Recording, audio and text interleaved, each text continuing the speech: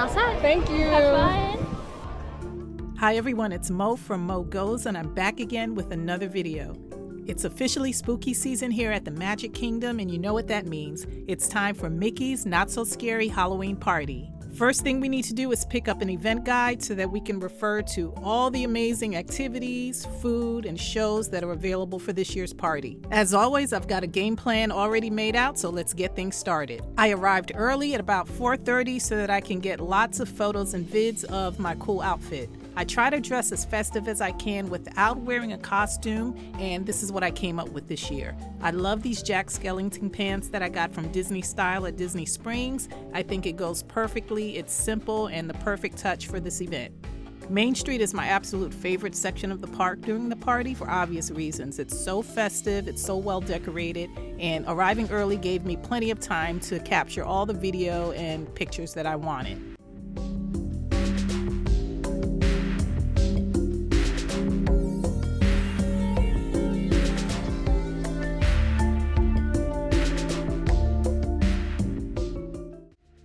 I'll be honest, this year, I'm not focusing on trick-or-treating. It's all about the food this time. Thank you. Did you take my dog? No, dear, why would I do that? Because, you know, the taffy and all. Darling, Scotland Yard, they cleared me. None of those rumors were true. Yes, I would never be called red-handed. I'm miserable. Right? Leave. Many park guests were already claiming their spot for the first show of the evening in front of the castle, and lots were already in line for trick-or-treating.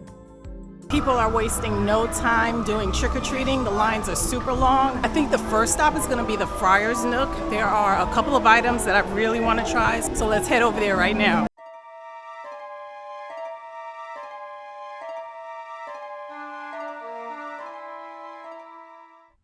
There are so many tasty food items on the menu this year, and I was excited to get things started here at the Friar's Nook.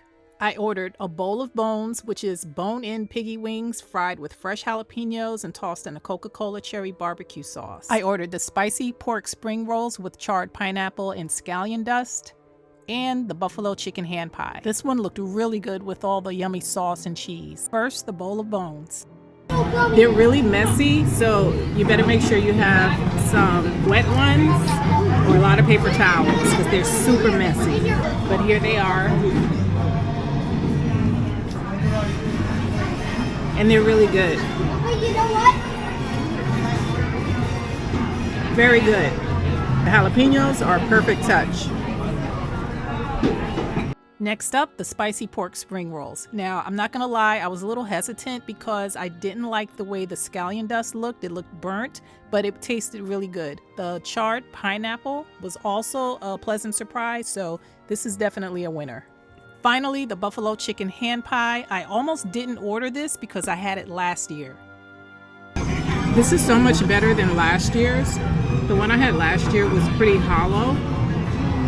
It didn't come with any sauce or cheese crumbles.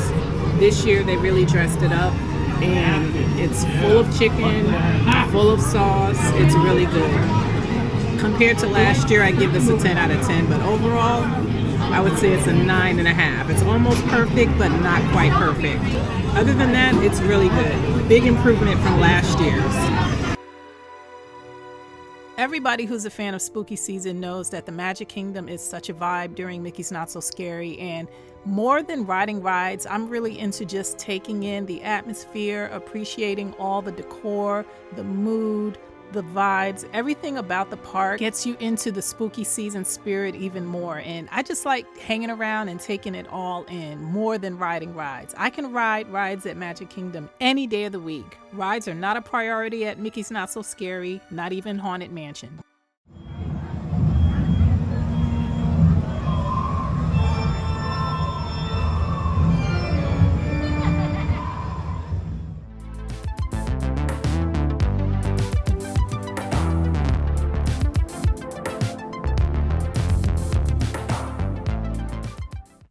I made my way back to Fantasyland and took a stroll down Main Street and got a spot to watch two of the most popular fireworks shows, the Hocus Pocus Villain Spectacular and the Disney Not So Spooky Spectacular.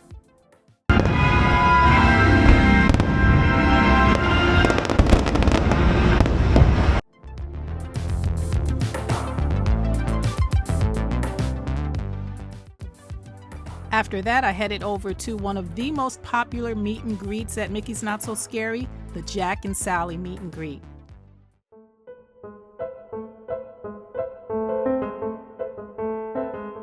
Happy Halloween to you, my dear friend. I see you have a pumpkin king watching you right there.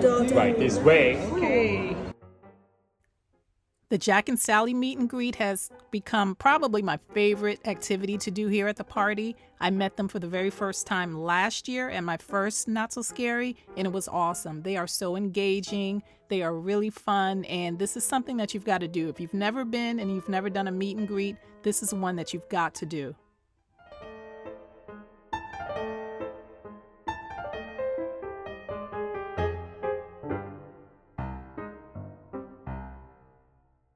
Well, I just got finished doing a meet and greet with Jack and Sally. That was so much fun, and this was my second time doing it. I did it for the first time last year.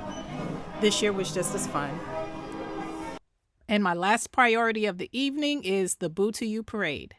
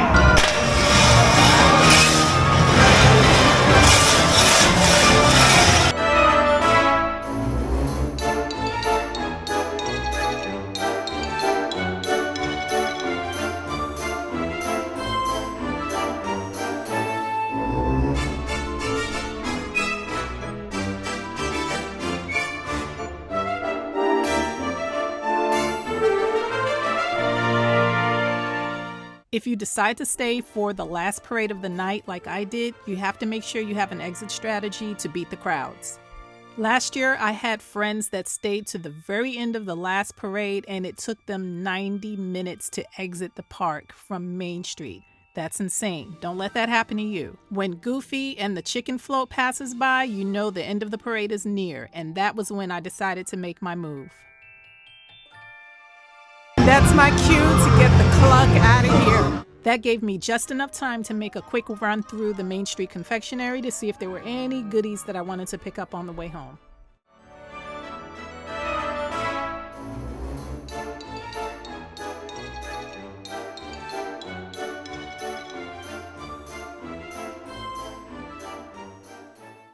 Once again, I had a great time at Mickey's Not So Scary. This was a solo trip and I loved every second of it. I think at this point, having gone 3 times, I've gotten into a flow and I really understand how to navigate the party and how to maximize my time.